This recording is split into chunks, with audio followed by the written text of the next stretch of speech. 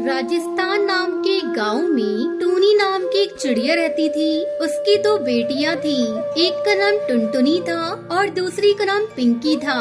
पिंकी जब छोटी थी तब उसकी माँ गुजर गई थी, जिसके कारण उसके पिता टुन्नू ने दूसरी शादी कर ली। पर उसके पिता की भी कुछ सालों में बीमारी की वजह से मौत हो गई। इसलिए माँ बाप न होने की वजह से पिंकी के मन में उसकी माँ और बहन के प्रति प्रेम उत्पन्न नहीं हो पाया। पिंकी और टुनटुनी चिड़िया के बीच हमेशा झगड़ा हुआ करता था। टूनी चिड़िया रोज ये सब देखकर बहुत चिंता में रहती थी। ऐसे ही एक दिन टूनी उन दोनों के लिए गरम गरम खिचड़ी बनाती है। टुनटुनी, पिंकी, जल्दी आओ, तुम दोनों खाना खा लो। हाँ माँ, आ रही हूँ। हाँ माँ, मैं भी आ रही हूँ। ऐसा कहकर दोनों बेटियां वहाँ आ जाती हैं और देखती हैं कि उनकी माँ ने उन दोनों के लिए खिचड़ी बनाई है। ये सब देखकर टुनटुनी चिड़िया बहुत खुश हो जाती है। अरे माँ, तुमने ये खिचड़ी मेरे लिए बनाई है ना? मुझे बहुत पसंद है।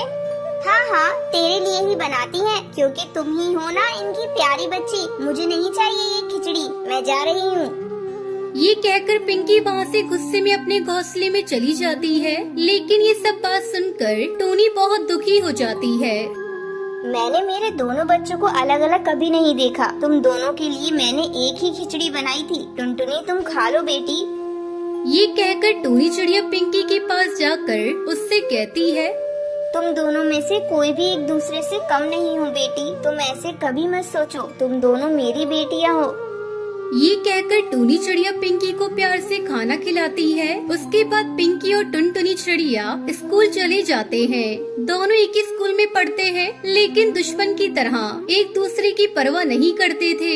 ऐसे ही एक दिन स्कूल के प्रिंसिपल समर टूर के बारे में अनाउंसमेंट करते हैं। पिंकी और टुनटुनी चिड़िया भी अपना नाम देती है। दीदी, तुम भी आ रही हो ना? आ तो रही हूँ, लेकिन क्या फायदा, वहाँ पर भी तुम जैसी चुड़ैल बहन को झेलना पड़ेगा। मैं भी यही कहना चाहती थी। ऐसे दोनों बड़बड़ाते हुए घर चले जाते हैं। माँ, हम कल स्कूल टूर पर जा रहे हैं। 2 दिन में वापस आ जाएंगे। ठीक है, मगर अच्छे से जाके आओ। उधर भी झगड़ते हुए मत रहना। पिंकी, तुम बड़ी हो ना, तो छोटी बहन का ख्याल रखना। ठीक है माँ, ठीक है, चलो अब सो जाते हैं।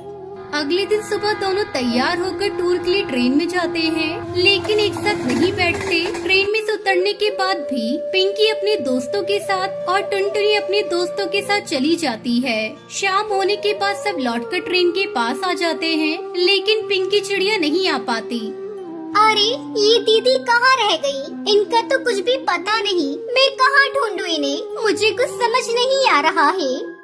टुनटुनी चिड़िया पिंकी को ढूंढते हुए जंगल के बीच रास्ते पर आ जाती है, लेकिन पिंकी चिड़िया रास्ता भूल जाती है। पिंकी चिड़िया उड़ते उड़ते थक जाती है और एक पेड़ की डाली पर बैठ जाती है। तभी पिंकी चिड़िया का पैर फिसल जाता है और वो गड्ढे में फंस जाती है और जोर जोर से आवाज लगाती है, टुनटुनी, मैं यहाँ हूँ, मुझे बचा ले, मैं गड्ढे में फंसी हुई हूँ।